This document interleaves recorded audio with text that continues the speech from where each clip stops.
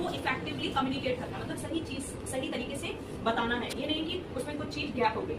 ठीक है, नेक्स्ट है गोल 3, improve the safety of high alert medication. मतलब आपको जो है, जो भी दवाओं से रिलेटेड जो भी सुरक्षा है, जो भी सुधार करना है, वो सारी चीज को ध्यान देना है। ठीक है, इंप्रूव द सेफ्टी, ये नहीं कि आप अब देखो हाई अलर्ट मेडिकेशन के लिए हम लोगों ने क्या कर दिया, हम लोग आप लोगों ने देखा होगा कलर कोडिंग आप लोगों ने किया है ना, इसमें देखिए देखिए बोलिए आपको मिलेगा, ये देखिए सारा कलर कोड करके रखा है ना, ये क्या है, ये कलर कोडिंग ही तो है।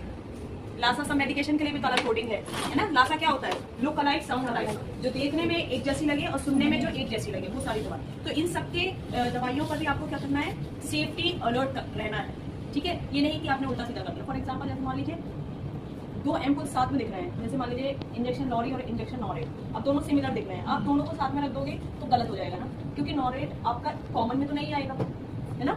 तो क्लियर है, तो आप इसीलिए आप लोग जो है लासा फॉलो करते हैं कि लुक अलाइक जो मेडिसिन हैं उसके लिए आप कलर कोडिंग किए, जो साउंड अलाइक है उसके लिए आपने कलर कोडिंग किया। ठीक है, तो ये सारी चीजें याद रखना है कि improve the safety of high alert medication. And fourth goal क्या है, ensure correct site, correct procedure, correct patient search. तो आपने देखा होगा इसके लिए WHO सेफ्टी चेकलिस्ट यूज होती है, ठीक है, जिसमें हम लोग क्या चीज करते हैं, करेक्ट पेशेंट को कैसे पता करेंगे, उससे नाम पूछिए, क्रॉस वेरीफाई करें डॉक्यूमेंटेशन में भी, है ना। फिर उसके बाद आपको क्या करना है, वो जो सर्जिकल साइट है उसको मार्किंग करना है प्रॉपर, सेलेक्ट आपको देखना है डॉक्टर्स का नोट की डॉक्टर ने क्या लिखा है उसमें प्रोसीजर का नाम।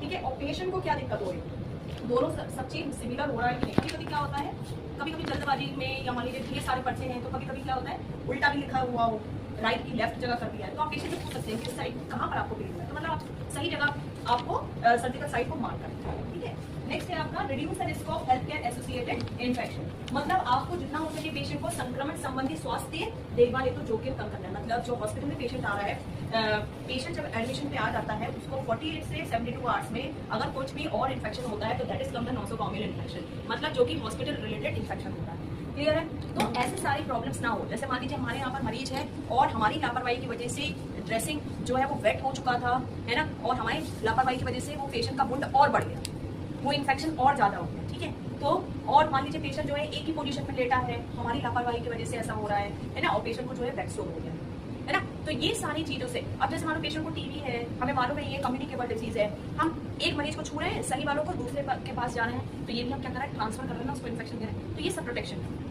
नेक्स्ट है 6, reduce the risk of patient harm resulting from falls. अब देखो पेशेंट को गिरने से बचाना है, कैसे बच जाओगे आप, इसको कैसे बचाओगे, साइड रेल्स का यूज करके, है ना, ये सब साइड रेल्स है, साइड रेल्स का यूज करोगे आप लोग, है ना। फिर ट्रॉली में भी आपने देखा होगा बेल्ट का यूज करते हैं। तो ये सब, अब जैसे मान लीजिए जो पेशेंट 65 अबव है या जो पेशेंट अपनी सेफ्टी खुद से नहीं कर सकते, आप उनको असिस्ट करा सकते हो, है ना, उनके लिए टॉयलेट में आप जो है ग्रैब बार्स लगा सकते हो पकड़ पकड़ के बैठने के लिए, है ना।